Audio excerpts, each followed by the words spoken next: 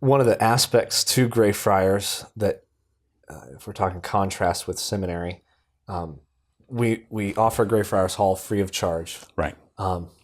Which you might go, well, doesn't that compromise the quality of it? And how are you going to pay professors and all that sort of thing? But why? What's the reasoning there? What are we aiming for?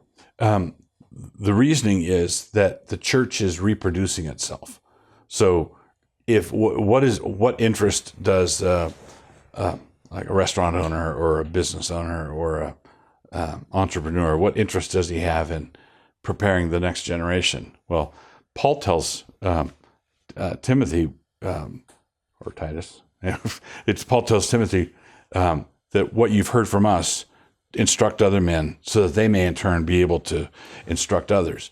And so you've got four generations there. And so he's presupposing that the church reproduces itself. Now, if I'm preparing the family business to be inherited by my son, why would I charge him for, it's an inheritance. We're all doing the same. Right. We're all doing the same thing.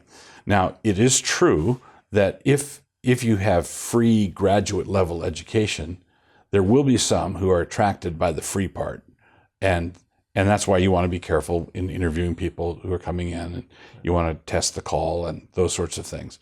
But the church ought to have the resources to do this already on staff, right?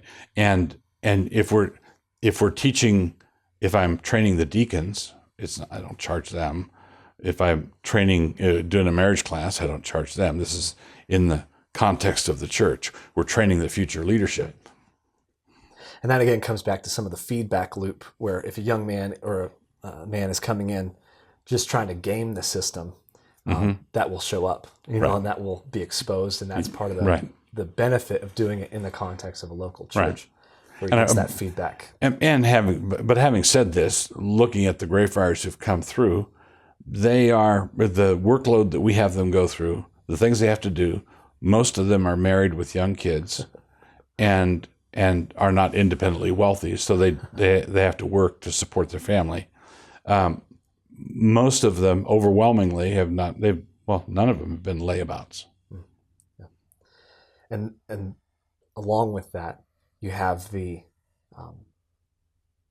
I guess, in sort of a step beyond that, with Greyfriars, we also, if somebody doesn't complete the program, we don't see that as a failure. Right. It could be considered a success, where what we're trying to do is train you. And let's say we might be training a young man and come to the conclusion that he doesn't have the giftedness to be a pastor, to be a preacher, but he's received a lot of excellent training that might help him be a ruling elder or a parish elder someday. Right. And so it's not like you're throwing it away. It's not like this. Yeah. It's not a waste. Yeah.